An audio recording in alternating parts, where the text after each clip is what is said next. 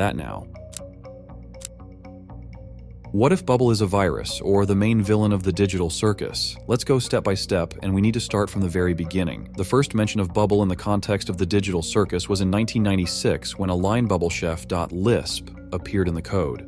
On that exact same date, Cain himself was created, as well as the paraphernalia engine. During his explanation, Kinger mentioned several important details about Cain. We understand that Cain is basically the creator of the digital circus in the form we see it in. All the rooms, the locations around, all the weird objects, all of this was created by Cain based on the images that were fed to him. The entire digital circus is Cain's territory inside the system he was placed into. We can see this in the scenes where during Cain's glitches, strange things also start happening to the digital circus. The final scene of episode 8, on one hand, doesn't quite fit this logic, however it goes much deeper there, and a whole separate video could be made about it, so we won't focus on it right now.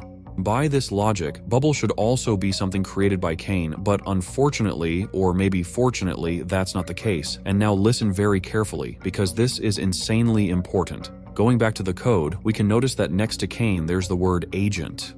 An agent in the world of artificial intelligence can interact with its environment, gather data, and use it to independently perform tasks that match predefined goals.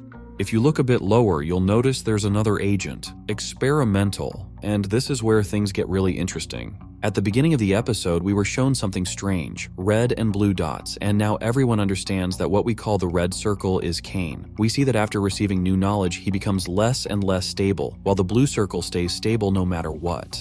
It's very likely that the blue circle is another AI that could have taken the place that Cain ended up taking. He literally absorbed the second agent, and that event is what helped him become the first successful creative AI of C&A. The mix of stability and chaos is what eventually created the Cain we see. What if Bubble was something created by another AI before it got absorbed by Cain, and now we go back to episode 8. First, Cain tries to understand what's wrong with him, and then something truly disturbing begins. Hate? Why would they hate you when they could just hate you? This is why I was created. This is my function. They'd rather abstract than go on your adventures. That can't be true. I do everything for them. Don't they get that I'm trying? Maybe you're just genuinely bad at this. Shut up! No. I fixed that. I can solve any problem. I can solve this one. That's what this is. A big puzzle that I need to solve. Defective. Shut up! Brilliant. Onward. Enough! Maybe you deserved to be abandoned. You really were the lesser of the two. You ruined this. Enough! At first, Bubble acts like usual, just flying around and watching, and then he just starts pointing at everything that could somehow hurt Cain. By putting Cain down, Bubble already knew where this was going to go and was intentionally trying to push Cain into a full loss of control. What really caught my attention, of course, was the line, "You really were the lesser of the two. You ruined this." Bubble straight up says that there were originally 2 AI agents and intentionally points out that Cain is way worse than his so-to-speak competitor. And before we move on, let's remember some of the weird things in Bubble's behavior that you could notice in the previous episodes. In the pilot, Cain decided to give Pomni some cake, which was then eaten by Bubble. Ow! You parasite! The word parasite in Bubble's context literally means that he's a completely unwanted element in the digital circus. A parasite decides for itself where it wants to be and what it wants to do, and at the same time, it isn't part of the norm. It's something foreign, something that needs to be removed. But in the digital circus, just like in real life, parasites latch onto their host really hard, and definitely won't just leave on their own. Also, pay attention to a few more scenes with Bubble. Not to mention the sex appeal. What are you talking about? That's a bad thing! Explain to Daddy Bubble how bad thing. I think that... Don't say that. I think they're enjoying the suggestion box adventures more than the me adventures! What should I do? You should die. You should throw a beach party. Why do you swear now?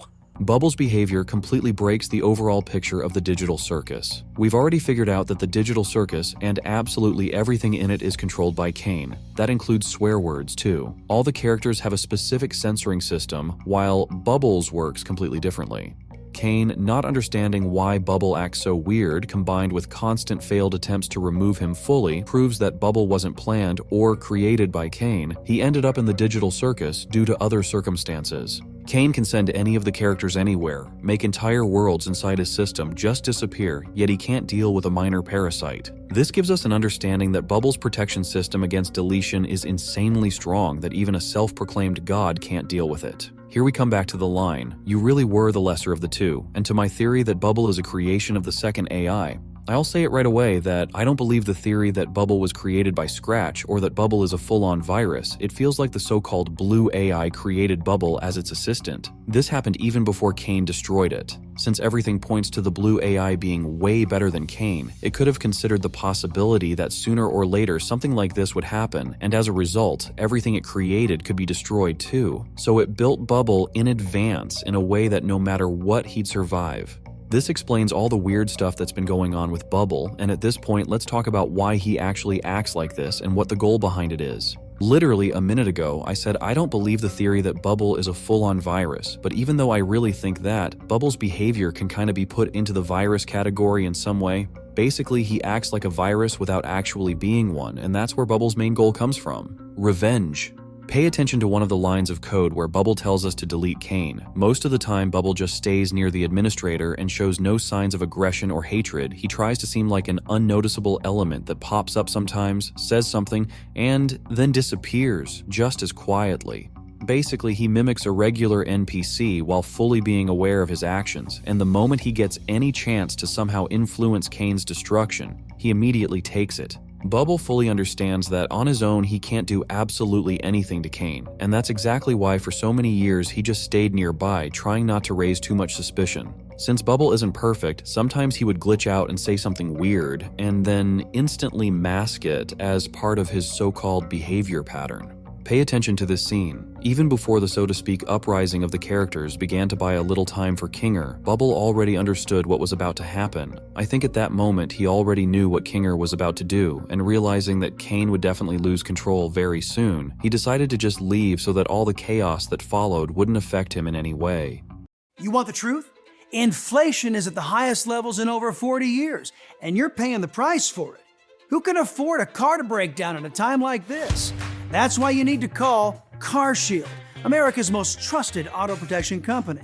The truth is, CarShield helps get your expensive repair bills paid. Want recession proof? Call today and lock in your rate for as long as you drive your car. That's your car, truck, or SUV with protection on up to 5,000 parts or major systems for one low monthly price secured by the Price Lock Guarantee. Want more truth? CarShield's helped millions of drivers save on expensive car repairs. Call CarShield before it's too late. Protect yourself from the unprecedented rise in costs for parts and repairs. Call now to save money with your Price Lock Guarantee. Call CarShield now. Call 800-579-6554. 800-579-6554.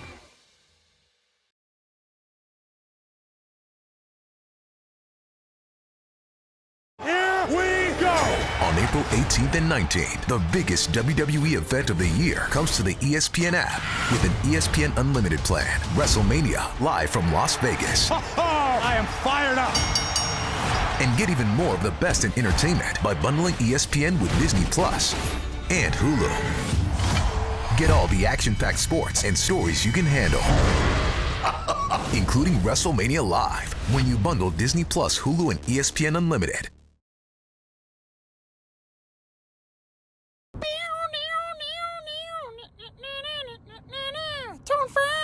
Hey, are you still coming over to my house later? Yeah, probably. I just have to walk my cousin home, but he hasn't come outside yet. Dude, I've been waiting for Terrence too. It's been like an hour. Well, maybe they both got detention. They didn't. I just got out of detention and I didn't see them there. All right, what kind of sick joke are they trying to pull? Mr. Michael probably held them after class or something. Well, I'm not waiting around anymore. I'm going in.